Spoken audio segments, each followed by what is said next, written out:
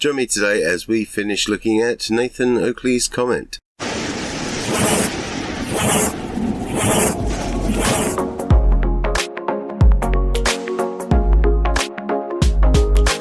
Hi, I am LimeyPlay, and today we finish looking at Nathan Oakley's comment to my earlier video. I guess we'll jump right in where we left off. Alright, next clip. This may be one of the biggest proofs of the globe, and is probably one of the main reasons that they claim space is fake, and that somehow the stars magically live inside the dome with the unicorns, Medusa, and Nathan Oakley's moral values. Okay, so after this clip, he says, moves on to Dome Strawman. Outer space is fake. You can't have gas pressure without a container. Ad nauseum.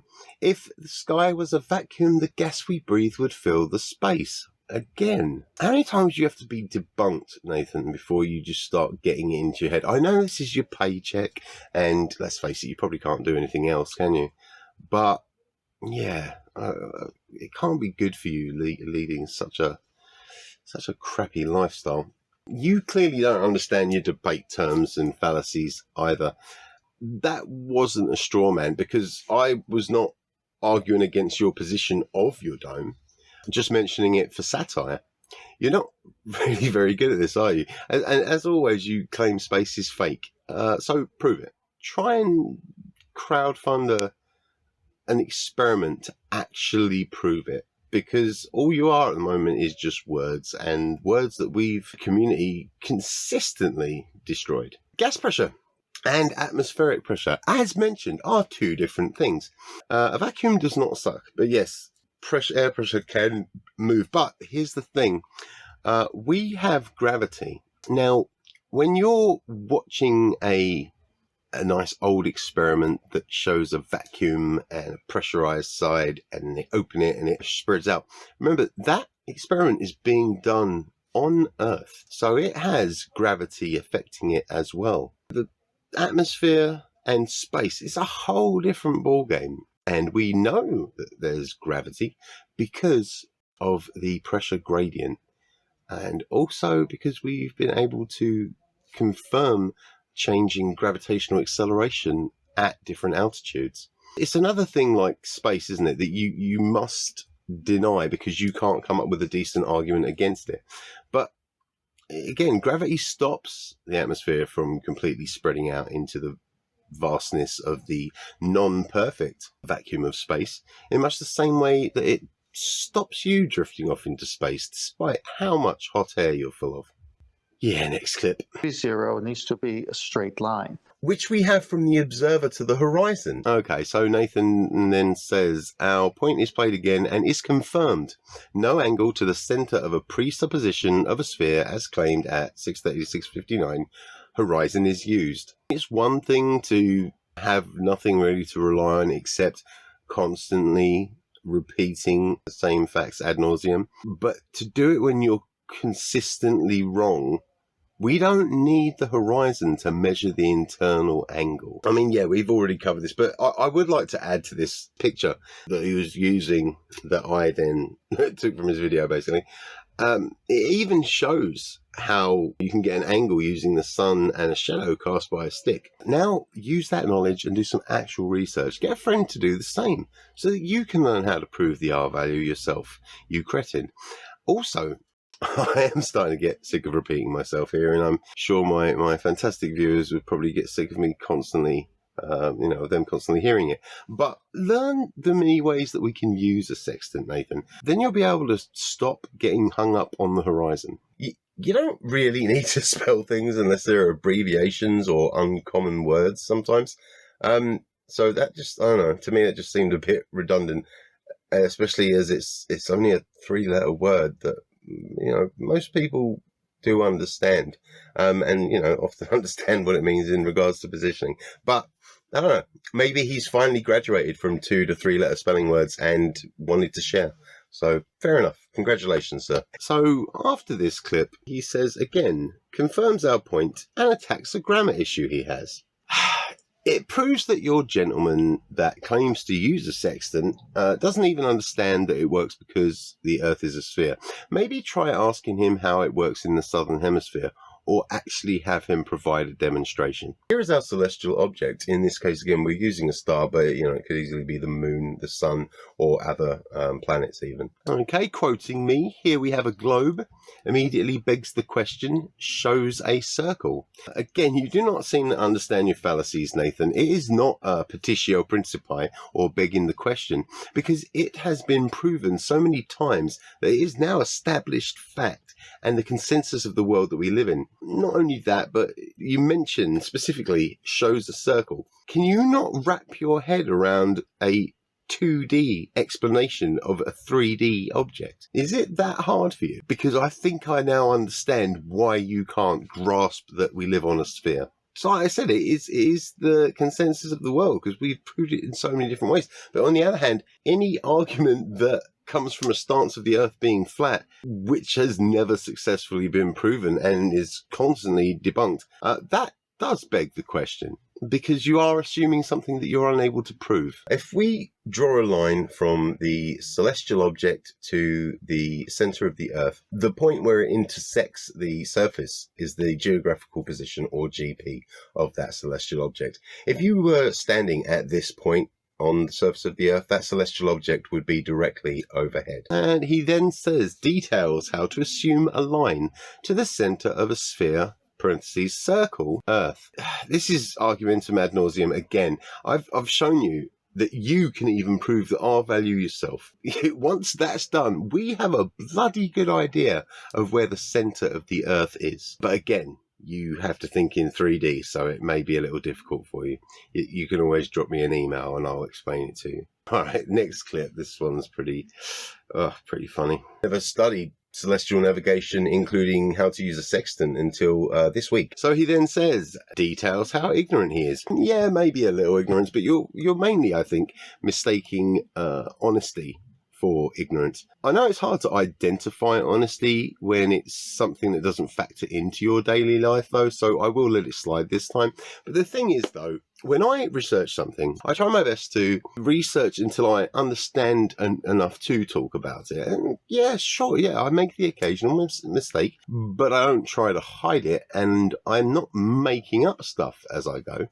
Really, I don't like the word ignorant, because ignorance suggests that I just ignore everything about it when I am actually trying to learn it. And however, you clearly demonstrate all the time that you don't research anything at all. Hence why you think the Earth must be flat for a sextant to work. You're just an arrogant, sad little man. And again, I do apologise, but yeah, I mean, what can I say? The fact that you survive off of conning the gullible, it just irritates me beyond belief. Studied, and a couple of people that actually know this stuff, that are friends in the Navy. And this one, he says, claims nobody, parentheses, mutters Navy friend, needs triangles with a flat bottom for triangulation. All right, first I do apologise if it sounds like muttering. I think I did clip the edit a little short there. To clear up that, I do have several relatives and friends in the Navy. Sadly, none of my living relatives know how to, know celestial navigation, in any detail at all.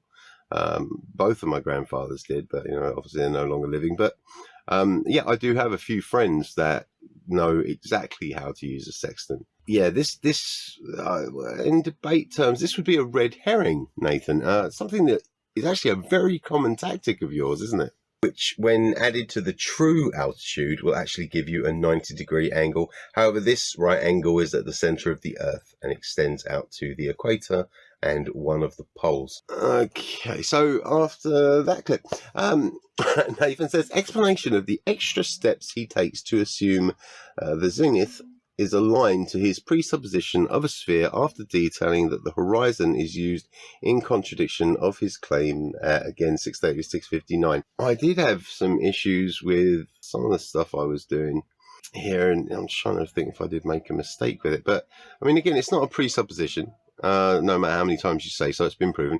Furthermore, no flat earther has ever disproved it. So, yeah, it remains consensus. Not to mention the fact that these timestamps are discussing two different things, because the earlier one is discussing latitude lines, which have no need, as I've said, of the horizon at all. In fact, the zenith doesn't even need the horizon, technically. So, yeah, seriously, mate, just go back to school. Next clip, we're getting close to the end, I think. I hope. circle of positioning.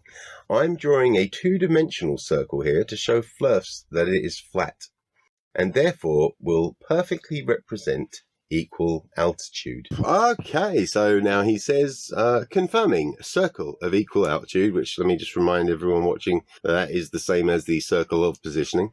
Used for the measurements. No sphere assumption needed. Flat bottom for triangulation absolutely required. Horizon with straight line to it used in reality. Forget sphere assumption. Sphere acceptance is needed, as that is reality.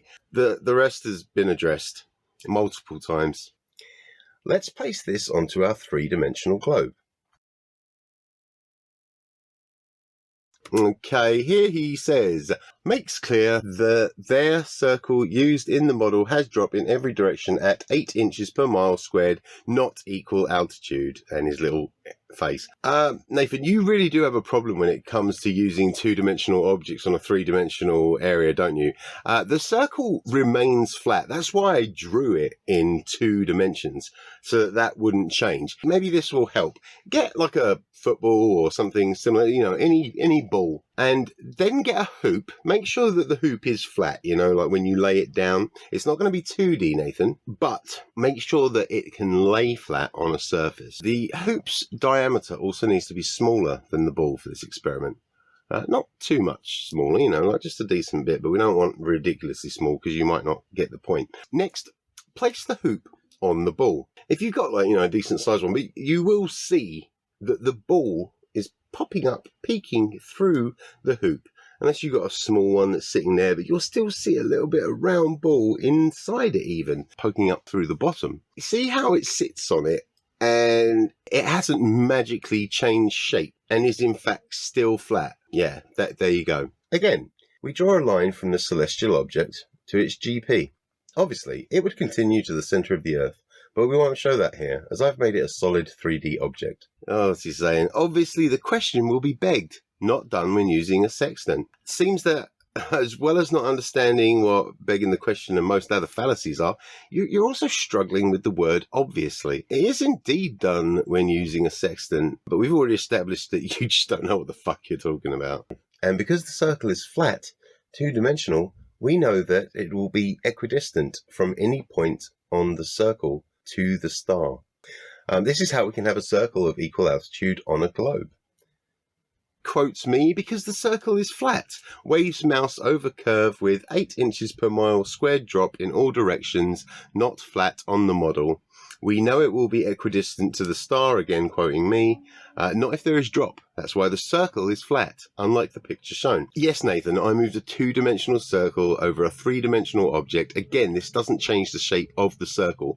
Drop doesn't stop it being equidistant because the GP is in the center of the circle, because the distance from the GP becomes the radius, which is an equal measure around the GP, thus creating a circle with the GP at the center. Do you kind of understand what I'm trying to explain to you? Oh my God. So every point of that circle of positioning or of equal attitude, whichever name you want to call it, it's the same thing, is exactly the same distance from the GP of the celestial object. But again, you know, yeah, maybe you're confused.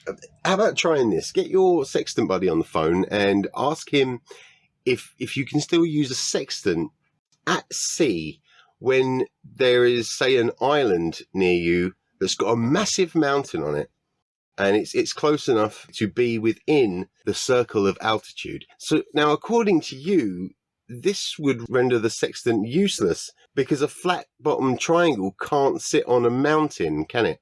Do you hear that big smile in my voice? Oh, and I'm going to just try and make it as flat on the horizontal plane as I possibly can, just to show the flat earthers what that looks like when you have a flat circle on a spherical object.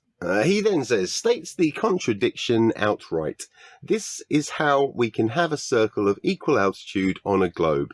Shows circle with drop. Oh, for fuck's sake. The circle doesn't have drop. But I'll tell you one thing that I do know for sure. If there ends up being a dumb flat earther of the year this year, you're a fucking shoo-in. It really does seem that you and your little mates are just pulling things right out of your arse again. Okay, so for this one, he's saying, shows debunked sphere edge, blocking the back of his flat, not flat, circle.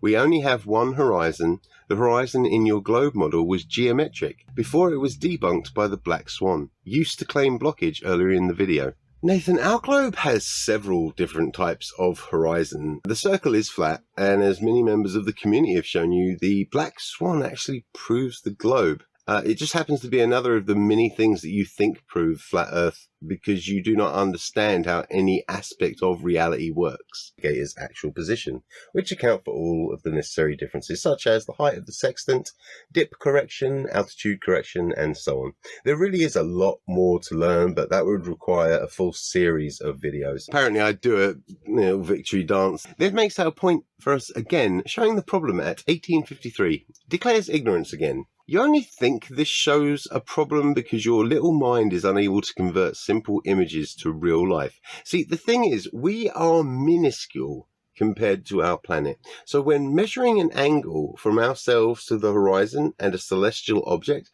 our height when close to sea level will make little difference to the angle. It's just, it's so funny. It seems like you're the one that's always showing the ignorance, but yet never sees it. I think I might have to revise my old version of the Dunning-Kruger scale again. It seems that Sleeping Summit isn't the highest point after all. I think that honor now will go to Oakley's overpass. Now, where that star is, directly overhead on the Earth. Shows how it's done. No curve under the measurements. Strange. From where I'm sitting, this seems to show that the flat baseline is coming from eye level to the horizon. Just proved yourself wrong again, Nathan. In the observer's eye or sextant, to the horizon. Direct line to the horizon, quoting me. Third time's the charm. So not the explanation at 6:30. We are well past third time's the charm, you old mucker, and funny enough, you are still wrong. No horizon needed for latitude lines. So that line's already starting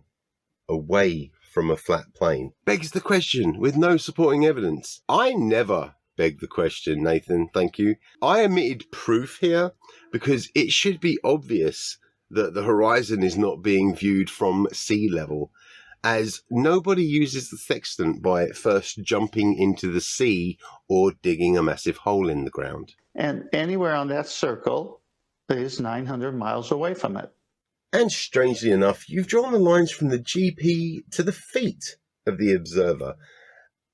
Methinks that's done intentionally to keep it flat. You've drawn the lines from the GP to the feet of the observer, straight line. Methinks that's done intentionally to keep it flat. Again, quoting me. The measurements can only be done if it is flat. Better luck the next time. Your week of study served us well. Wrong again. Really, mate. Go back to school. Because if you keep displaying this level of stupidity, I feel that you'll have to look for another job soon. Try to find one that doesn't involve you taking money off of the gullible and intellectually inept. Yeah, I guess that will do for today's video. If you haven't already, please do smash that like button, subscribe and ring the notification bell. And if you know someone who you think would enjoy my content, please feel free to share my video. It's a great way to support my channel as well as the channels of your other favorite YouTube creators. Please do check the description for links to my Discord server as well as other social media. As always, I've been LimeyPlay. Take care of each other and stay safe.